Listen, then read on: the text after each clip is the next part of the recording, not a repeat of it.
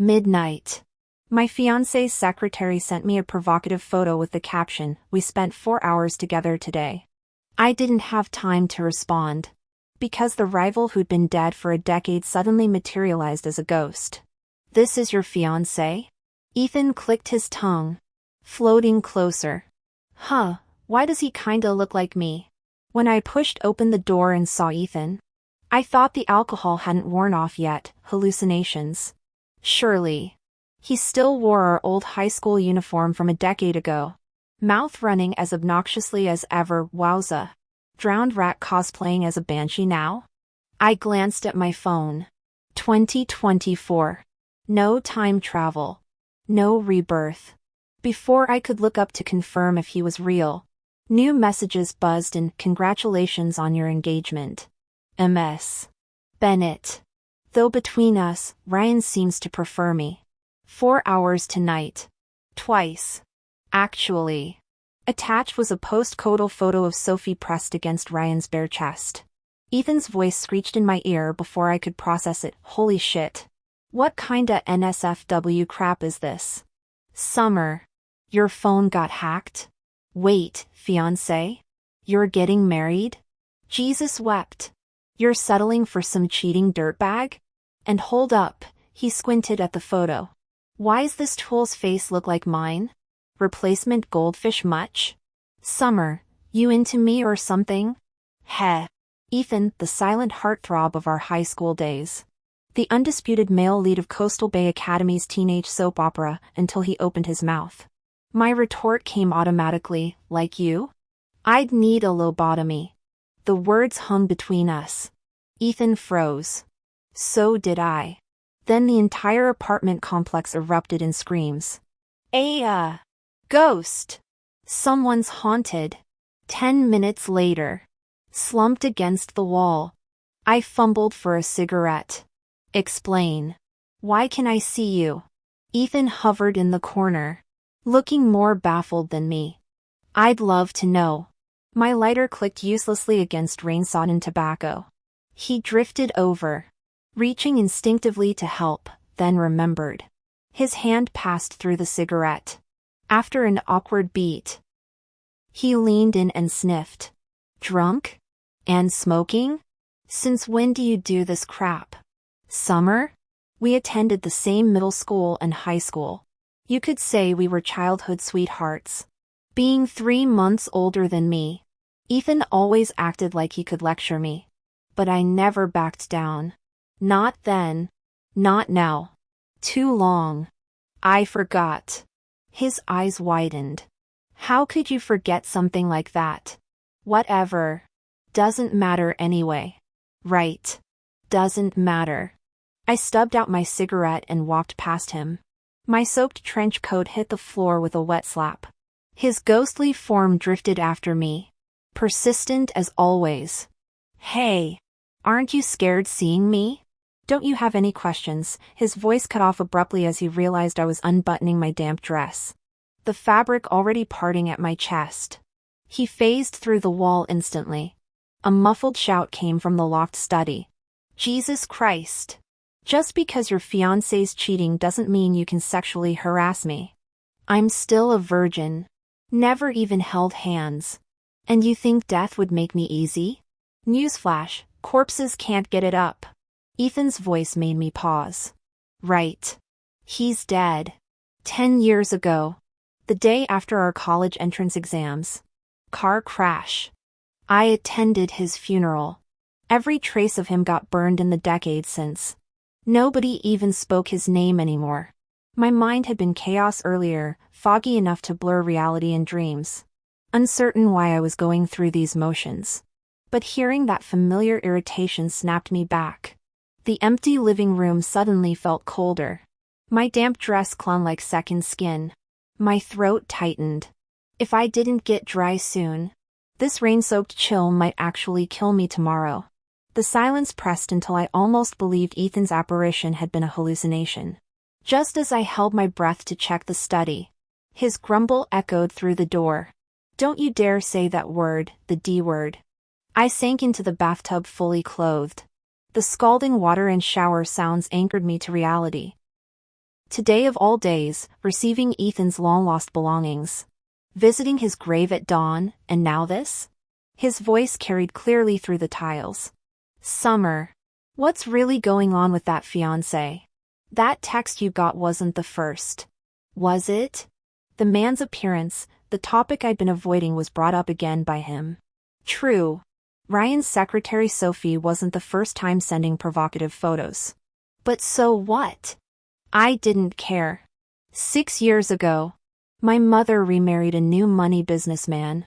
A business merger marriage. You understand? The resemblance to you is coincidental, don't flatter yourself.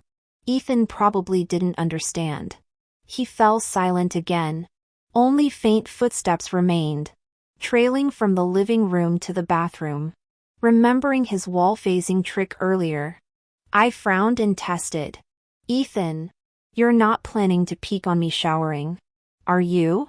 No answer came. Just a tall shadow reflected on the glass door. Do ghosts cast shadows? Puzzled, I changed into my robe. When I opened the door, it wasn't Ethan. Ryan stood there instead, the man who should have been intimate with his secretary at some hotel. He held photographs retrieved from memorial belongings. His gaze stormy. Bringing medicine when I'm sick? Delivering condoms in the rain during my dates? Chased after me for 6 years, all because of this face? Ethan? His lips twisted. Makes sense. You always call this name when drunk. My heart dropped. I instinctively glanced toward Ethan drifting from the study. But Ryan wasn't finished. He smirked. Tone dripping mock casualness. Where's your hidden man? Let's meet him. Thump. Thump, my roaring heartbeat. Ethan heard the confession about drunkenly calling his name. With his personality, he should have seized this chance to interrogate and mock me. Summer. You're not actually into me. Are you? Ha. Yet now. His face showed only shock and panic. Hiding him in the study? Ryan's voice snapped me back. Following my gaze, he strode toward the study, smile vanishing. The empty room didn't stop him. Like a husband hunting for affair evidence, he checked bedrooms, closets. Finding no one, he snorted. Imaginary friends? Summer. Why bother? Just ask, I could play stand-in for your precious lookalike. His fingers tilted my chin. Before I could react, Ethan charged over. Jerk. Let go. He swung at Ryan but passed through harmlessly, hopping around in frustration. Holy shit. Summer. He just got out of some other woman's bed and started hitting on you. Why are you standing there? Where's that fiery temper of yours? Punch him. Like how you beat me up back in the day. Ethan's words struck like church bells, making my heart stutter mid-beat. A decade ago, I truly was reckless. Riding high on academic success, I'd publicly called out our math teacher for excessive corporal punishment during Monday's flag-raising ceremony speech. I'd thrown myself into gang fights behind school buildings to protect bullied girls. Back then, I fancied myself a knight-errant, fearless and unstoppable. If Ethan hadn't mentioned it, I might have forgotten that version of myself. Enough. Sighing, I slapped Ryan's hand away and brushed past him. My fingers finally closed around the cigarette pack I'd been craving from the cabinet. The flame trembled as I lit up. Ryan, you know damn well I'd have to coddle you with or without that face. Our marriage was transactional. Pure business. 6 years ago when Mom remarried that nouveau riche Walt, his construction projects were hemorrhaging cash. Neither Mom nor I understood corporate finance. But for love, she volunteered me as sacrificial lamb. Summer. Walt has no children. He treats you as his own. Help him. Please? The Carter family's young master prefers girls with your striking looks. His yacht party tomorrow, go beg for more time, her tearful pleas wore me down. I was a college senior then. I tried refusing until I saw Ryan's photo, those features mirroring Ethan's by 30%. The rest became history. The Carters had wealth and influence to spare. As sole heir, Ryan never lacked female company. Yet none stuck like me, the persistent, shameless barnacle, doormat. He let his friends call me that. When he needed alcohol buffers at parties, I drank till my stomach hemorrhaged.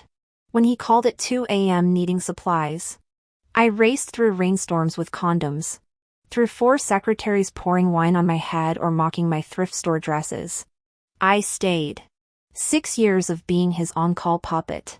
This year, when Walt's fortunes finally surged, Ryan condescended to marry me. Whether this pleased him, I couldn't say. Mom certainly rejoiced.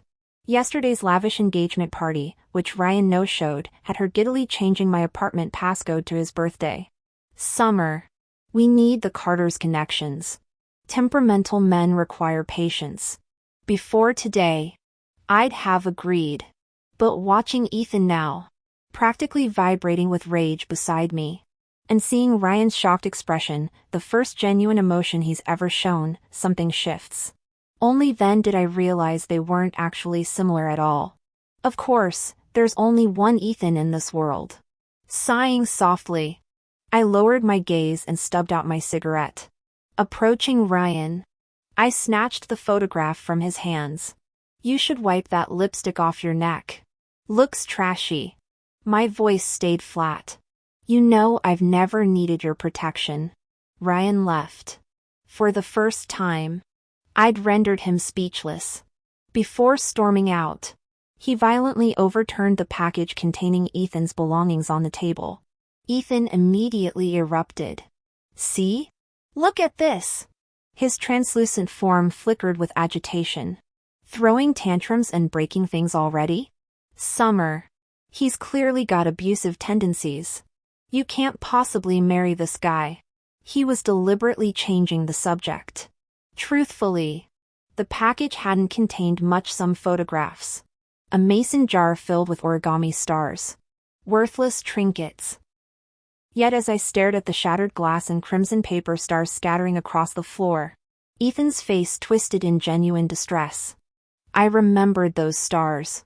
He'd begged me to teach him how to fold them during our freshman year, blushing furiously while insisting he needed 520 of them to confess to some girl before graduation. I'd laughed at him then, calling it the corniest confession idea imaginable. What girl wants cheap paper stars these days? I'd teased, comparing his meaty football player hands to Li Kuei attempting embroidery. All these years later, I still didn't know who received that jar. Nor could I guess who'd anonymously mailed these remnants to me. For one fleeting moment in the shower, I'd considered asking.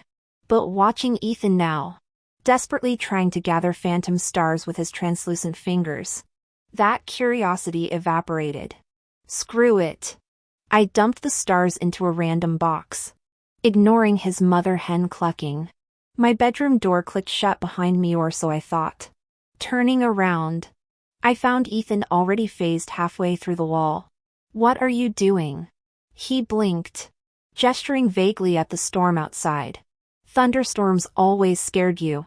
My breath hitched. I stared until he awkwardly scratched his neck, the familiar gesture making my chest constrict. It's winter, I finally said. No thunderstorms. And you're literally a ghost. You frighten me more than any storm. Ethan remained perched outside my door all night, his spectral torso protruding through the wood like some haunted house prop. Ridiculous as it looked, the sight triggered memories of another summer night long ago, me at 13. Parents screaming about divorce, and Ethan keeping watch outside my door until dawn. One of them sobbed, demanding, "Did you ever love me? Even for a single day in all these years?" The other replied impatiently, "Our marriage was an accident. If it weren't for the pregnancy, Ryan and Sophie would still be together."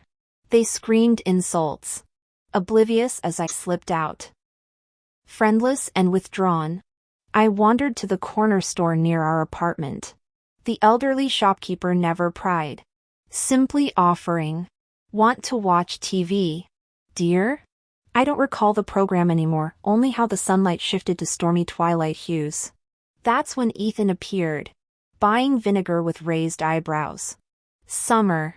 He drawled like some neighborhood tough. We're making dumplings. Come eat. Against all logic. I followed him past unfamiliar streets. Anxiety spiked as we reached his door. But he barged in shouting, "Dad! Mom! Found a stray friend, need more dumplings." A flour-dusted man emerged first. "You made a friend? Must be a saint." His booming laugh died as a woman scolded, "Stop scaring the girl. Summer. We've got celery filling, you like that?" "Ethan. Get her a soda." "Orange okay?" Ethan asked. Thunder rumbled as their warmth undid me. I wept through the first downpour. Stayed through the storm. When Ethan's mom called my distracted parents, they barely noticed my absence. That night, rain lashing the windows. Ethan teased outside his confiscated bedroom door, "Since when are you scared of thunder?" "Stormy? Don't worry, I'll protect your crybaby reputation." His mocking comfort somehow eased the ache better than pity ever could. He refused to leave. Leaning against the door panel, he slept sitting there all night. When I opened the door the next morning, he tumbled down with a pained grimace. Many memories from over a decade ago have faded. But that summer's breeze, cicada songs, and flaming sunset remain vivid. I can still recall the scent of celery dumplings and orange soda lingering in the humid air. Summer. Go to sleep. Ethan's voice seemed to travel through time from behind the door, snapping me back to the present. I sighed softly, closing my eyes while whispering into the darkness, "Good night, Ethan." Dawn arrived with insistent phone vibrations. My eyes flew open to find Ethan's face inches from mine, close enough to see his pupils constrict and lashes flutter. Caught off guard by both the ringing and my sudden alertness, he recoiled with poorly concealed panic. "You, grind your teeth," he blurted out, avoiding eye contact. "Grind my teeth?" I chuckled at this unprecedented display of awkwardness from someone I'd known for years. Sliding out of bed barefoot, I deliberately let my gaze wander from his eyes to his lips. "If you hadn't explained, I might have thought you were leaning in for a kiss." The words hit their mark. The 17-year-old version of Ethan staggered backward until salvation came through another ringtone. "Your phone's ringing," he practically shouted, phasing through the wall in escape. Amusement flickered but died as I saw Mom's caller ID. Predictably, her scolding erupted immediately. "What possessed you last night? Ignoring calls and texts? Do you realize how hard I worked getting Ryan to check on you? Your stepfather's entire project depends on the Carters. You're attending Ryan's party tomorrow to apologize." "Understood." Typical. She remained clueless about my whereabouts yet tracked Ryan's schedule meticulously. The refusal, "I won't go / I'm calling off the engagement," lodged in my throat beneath years of conditioned compliance. Fine. Watching the space where Ethan vanished, I resolved to confront Ryan directly. After all, the Playboy heir loved games. Perhaps it was time to change the rules. It wasn't hard to track down where he'd been hosting gatherings half the month. In the past, I'd always shown up with beach waves, designer dresses, and full glam to match his tastes. But this time, I emerged from my room in a hoodie, jeans, and a high ponytail. Ethan froze in the living room before immediately latching onto my arm. "Summer, take me with you." These past 2 days he's been insufferable, alternating between "Why bother seeing that jerk?" and "Wake up, sis. He's not worth it." He kept clucking like a mother hen until I couldn't take it anymore, focusing on tying my sneakers to avoid his pleading eyes. "You're too young for these events. Wait here and be good." The word "good" finally made him deflate. Seizing the chance, I bolted for the door. Yet as I closed it, the question slipped out, "Ethan, will you always stay by my side?" He remained dazed, still processing the unexpected vulnerability. "Never mind. Doesn't matter." I cut him off, slamming the door before sprinting to the elevator. Only when the doors closed did my racing heart calm. No. It truly didn't matter. All I needed was to keep seeing that face, whatever his answer might have been. I found Ryan and his entourage fresh off the racetrack. Sophie handed him a water bottle with a practiced smile, earning herself a casual arm around the waist. The group erupted in laughter until someone spotted me. Summer. Ryan's schedule is packed today, you should have called ahead. Sophie simpered, clinging tighter. Ignoring her, I met Ryan's eyes. We need to talk. Arms crossed. He smirked. Here's fine. Come to apologize? His friends egged him on. What secrets could you two have now? Yeah. Since when do engaged couples need privacy? I'd once tolerated this circus for glimpses of a face mirroring Ethan's. Not anymore. Fine. Let's call off the engagement. Since you skipped our engagement banquet, we'll pretend it never happened. The crowd fell silent. Ryan's smirk vanished like a snuffed flame. What did you just say? Ryan snarled through clenched teeth, his gaze turning venomous. Yet my mood couldn't be better. The engagement's off. You saw those photos yourself. Yes. I'm in love with Ethan. My voice remained steady. I'm sorry, Ryan. These past few years, I've been using you as his substitute because you resembled him. The truth is, I've loved Ethan since that summer when we were 13.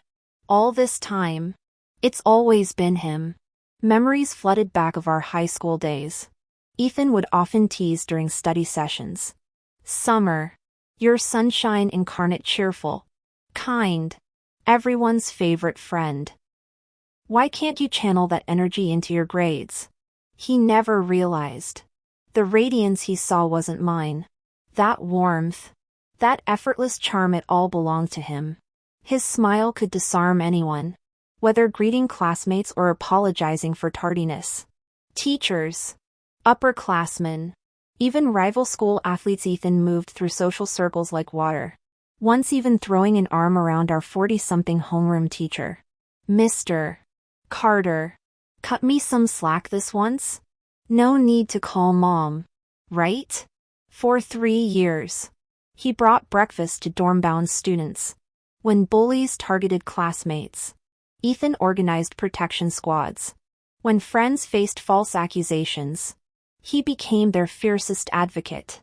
Ethan shone like irresistible sunlight during my darkest years, my parents' bitter divorce, mom's self-destructive spiral into alcohol. Perhaps we crave most desperately what we lack. Ryan, Ethan's back. I'm done playing this pathetic game. I squared my shoulders. Don't worry, I'll explain everything to Lou and my mother. They won't bother you again. The glass in Ryan's hand shattered against the floor before I finished speaking. He lunged forward, gripping the balcony railing until his knuckles whitened. You think you get to decide this? Summer. Who the hell do you think you are? Who indeed? A selfish, desperate creature clinging to stolen light. My self-awareness had always been mercilessly precise. Turning away without answering, I moved toward the exit. My pulse quickened at the thought of Ethan waiting at home, footsteps lightening with anticipation. Then I froze. Ethan stood in the shadowed corridor, his expression frozen mid-shock. How much had he heard? How long had he been there? Ethan, my throat tightened as our eyes met. The frantic thudding of my heart drowned out all other sound. Did you hear me say I like him? Why isn't Ethan speaking? Why does he look like that? My mind races too fast to process. Parting my lips to distract Ethan. He beats me to it. I couldn't rest without checking on you, he says casually, expression now schooled into his usual carefree grin. Glad you're okay. His tone is light, perfectly normal, yet my pounding heart constricts with sudden ache. He heard my confession but pretended otherwise to spare us awkwardness. Because he doesn't feel the same. I've known this since freshman year when classmates teased us at the basketball court. Don't joke around. Ethan had said firmly, wiping sweat from his brow. Summer and I are just friends. Or that time sophomore year when he caught me scribbling his name in textbook margins. This isn't mine, I'd blurted, face flaming. My desk mate wrote that. He'd looked so relieved. Thank God you don't like me. He'd sighed, unaware how those words carved themselves into my bones. Since then, I've buried every flutter of my pulse when his arm brushes mine. Even when he teased last month, "What's your type? Summer? Some brooding bad boy with a buzz cut? Younger, quiet type? Not some grinning idiot like me?" I remember his laughter as he ruffled my hair. Good. Focus on your studies, not crushes. Delete all that romantic junk from your brain. Got it? That same easy smile mirrors his expression now. He's always known. But it's okay. We'll pretend. As long as he stays. Overreacting much? I scoff. Striding past him. Hidden in my hoodie pocket.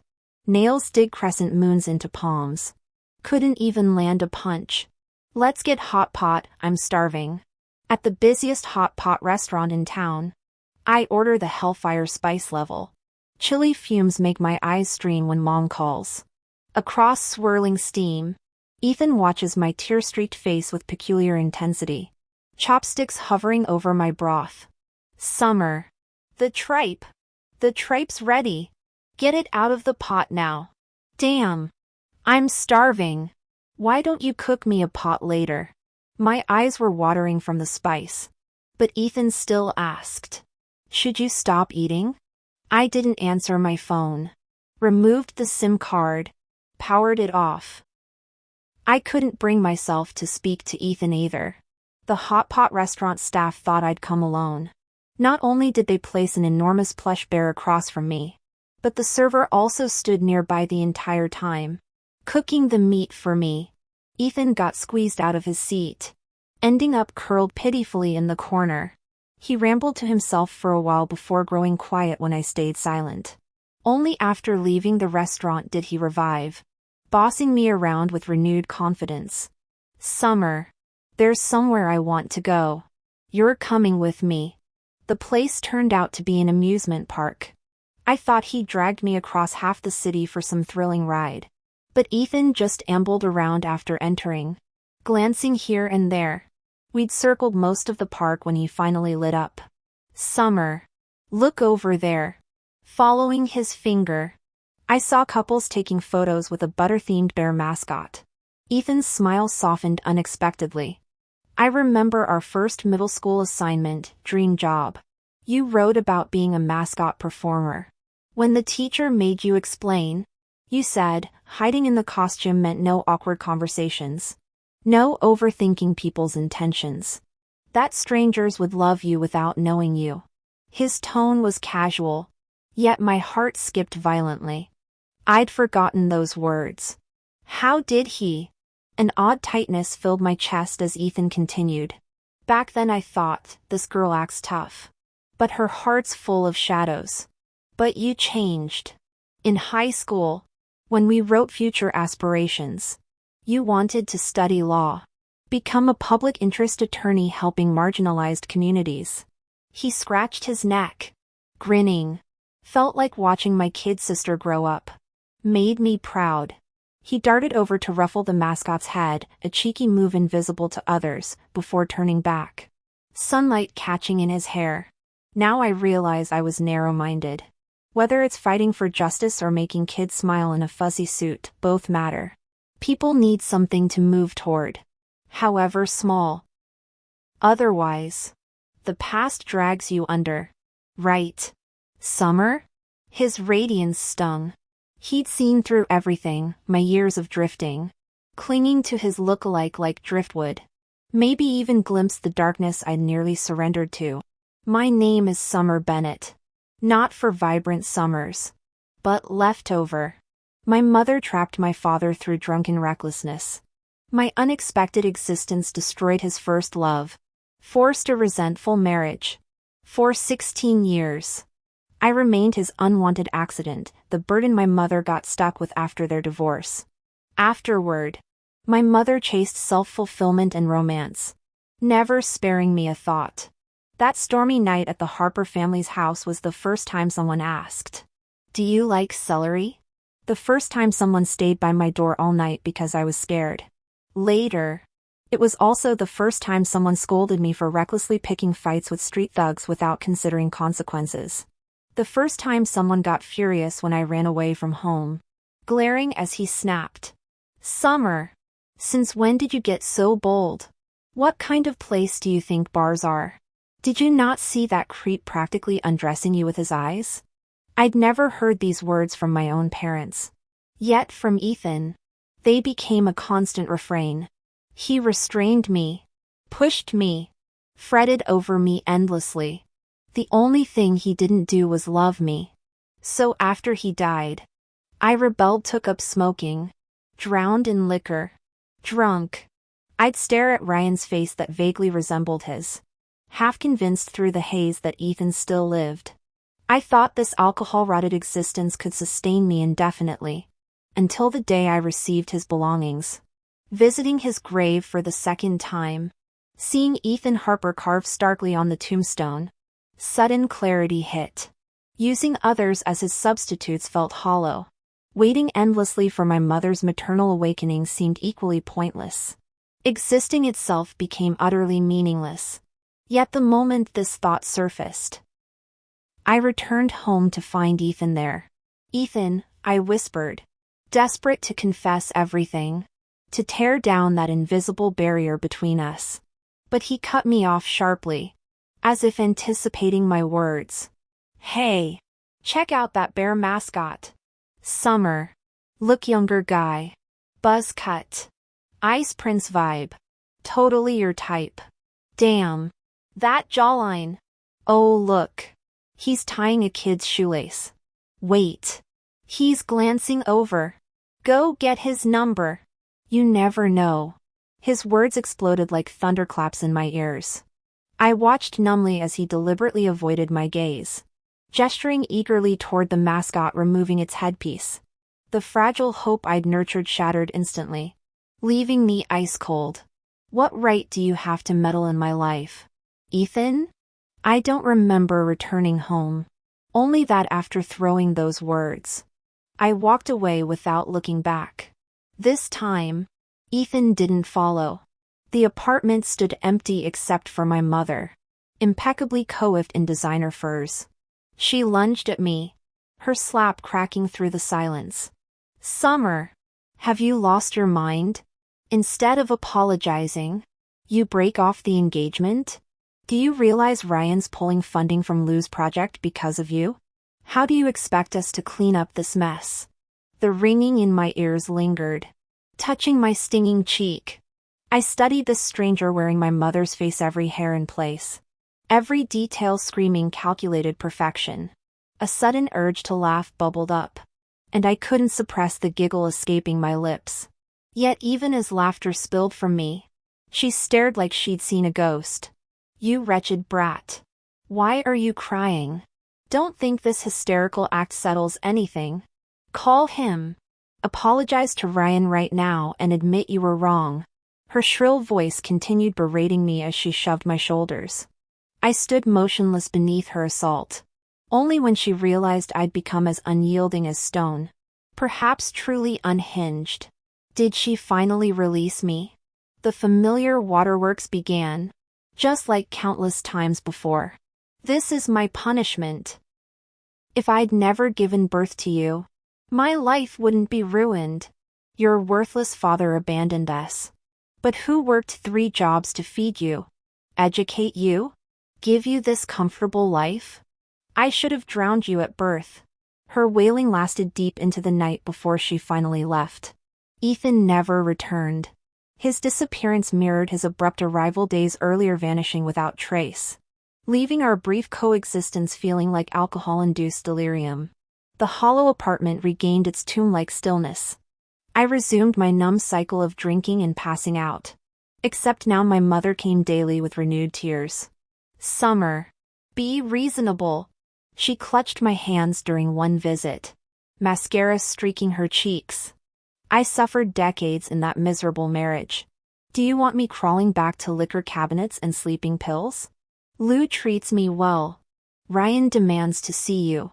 Just this once. Do this for mommy? She wanted me to meet Ryan. I refused. Yet he came anyway, striding through my sea of empty bottles like some twisted Prince Charming. Cigarette smoke haloed his sharp features, momentarily morphing him into Ethan's silhouette in my foggy vision. Let's get married. Summer. Ryan's voice cut through the haze. Everyone will assume your little rejection stunt was just playing hard to get. We'll walk down the aisle.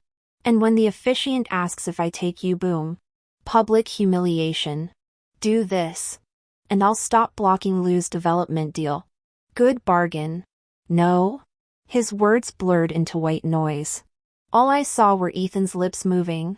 That deep voice rumbling. Marry me. Summer. Marry Ethan? Why not? Let's do it. I slurred, eager for revenge. Ryan scheduled the wedding with indecent haste. As predicted, our social circle buzzed with theories about my clever reverse psychology. The texts flooded in, none more persistent than Sophie's frowny face. Summer. He'll never love you. Stop embarrassing yourself. Only my mother rejoiced. She fawned over lace samples and floral arrangements. Blind to the impending train wreck. Lou's project is saved. She wept happy tears during my bridal fitting, ignoring my question hanging in the air. After this, are we finally done? You get your fresh start. I get mine. The ivory satin gown swallowed me whole. Consider it me repaying the debt of raising me. Let's just pretend you never gave birth to me. Okay? She froze, her instructions to the designer halting mid-sentence. Instead of answering, she chided. Sweetheart. What kind of nonsense are you saying? As if those cruel wishes for my non-existence had never spilled from her lips. It didn't matter. Her silence could be permission. After all, everything would end soon anyway. That's what I believed that morning. Until I saw an unexpected figure outside the bridal suite. Miss Bennett? I'm Wendy Harper, Ethan's mother. We met years ago when you came over for dinner. The woman who'd aged 2 decades since Ethan's funeral stood nervously in her faded floral dress, fingers worrying a parcel. I found this box he hid before the accident. The jar of stars inside. Did you ever open it? My breath caught. Stars? Open them? My pulse roared as fragmented memories surfaced, Ethan's stubborn jaw tightening whenever our hands brushed. The origami crane he'd left in my locker senior year. Wendy's tears fell freely now. He wrote messages in each one. Wanted to wait until graduation too. A weathered hand clamped over her mouth. Mr. Harper appeared, hollow-eyed but apologetic. Forgive us. Summer. Since losing our boy. But I was already running. The cathedral train tore through rose arrangements as I fled, crystal beads scattering like fractured constellations. Voices called after me, but all I heard was Wendy's trembling confession echoing with every heartbeat. The Uber driver stared when I tumbled into his Prius, satin skirts engulfing the back seat. Airport. Now. As we sped past billboards for my own wedding venue, I clutched my phone, already searching for the tracking number on that unopened FedEx package waiting at my apartment. What cruel irony that the truth about Ethan's feelings might arrive today. Of all days. Finally. I shook off those people, hailed a cab, and returned home. In my apartment. Those paper stars still sat in the cardboard box I'd carelessly tossed in the corner. Ethan liked me. This realization made my hands tremble as I picked up the stars. After several deep breaths, I gathered the courage to unfold them. 1, 2, 3, familiar handwriting appeared line after line, like diary entries. As expected, every star bore my name. Each one overflowed with his teenage yearnings. Summer wore her hair in a high ponytail today. So spirited. Love it. April 3rd, 2013, Summer's picky hates bell peppers. Noted. I'll learn to cook without them. July 5th, 2014, they teased Summer as sister-in-law today. Annoying. She looked upset, eyes all round with anger. Still adorable though. December 2012, Summer's such a bad liar claiming she doesn't like me. We've known each other forever.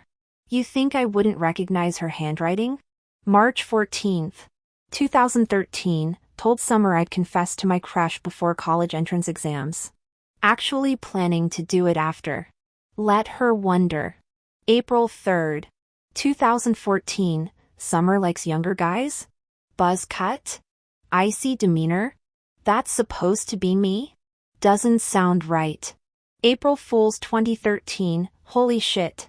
Summer charging onto the teacher's podium today? So damn hot. Totally crushing. Turns out Summer's scared of thunder. She cried. Even her tears are cute. Want to keep her safe at home forever. A sigh materialized near my ear. I looked up to find Ethan leaning against the study doorway, wearing that same school uniform he'd disappeared in weeks ago. The blue and white fabric I'd seen countless times suddenly felt blinding. Ethan, bitterness, ache, and injustice flooded my chest, stealing my breath, breaking the dam of my tears. He moved as if to wipe my cheeks, his hand passing through me. Why cry? You're breaking down like this and I can't even hold you. Ethan knew I loved his smile. So despite his hoarse voice and strained tone, he kept grinning. Summer. Know what I first thought seeing you? Cute face. Weirdly gloomy vibe. Later. On my birthday. I wished you'd grow up happy and well-adjusted. Turns out my wishes work. Look at you, 28. Stunning. Accomplished. If I were alive, I'd never let anyone else have you. But I'm dead. My clock stopped. Yours keeps ticking. A ghost's feelings, that's not fair to you. His deep voice cracked. Tears glimmered, yet he kept smiling that same dorky grin. Ethan, my sob laughter echoed in the quiet room. You're so cheesy. The pining? Cheesy. Confessions? Cheesy. Comforting methods? Still cheesy. But your corniness, I pressed a translucent star to my chest. I wouldn't trade it for anything. Because he was Ethan Harper. The Ethan Harper who treated me the best in this world. But, why didn't you give it to me sooner? If you'd told me earlier, there wouldn't have been so many misunderstandings. If you'd told me sooner, could we have had more possibilities? How was I supposed to know the accident would come so suddenly? In my plans, I was going to pester you for a lifetime. Ethan seemed to take a deep breath. This time, I heard the sob in his voice. But I've lived fully. I even got to see you in a wedding dress. Summer, you look beautiful in white. But next time you wear one, don't cry anymore. Live well. The world's still vast out there. Learn from me, let go freely. Dump the people and things that hurt you. Dump me too. Go explore. That's my final wish. His voice faded like a decade overdue farewell finally arriving. My heart skipped a beat as I urgently looked up. But where was he? Gone again. Vanished as suddenly as he'd appeared, leaving only empty air where he'd stood moments before. Staring at the vacant living room, I finally broke down in heart-wrenching sobs. Ethan, you never heard me say I love you. In our next life, would you still want to meet me? Still want to love me? Stay with me? A sudden breeze stirred through the room, rustling the star-folded papers. Within the whispering pages, I could almost hear Ethan's sigh carrying his answer, always. Because I love you. Summer.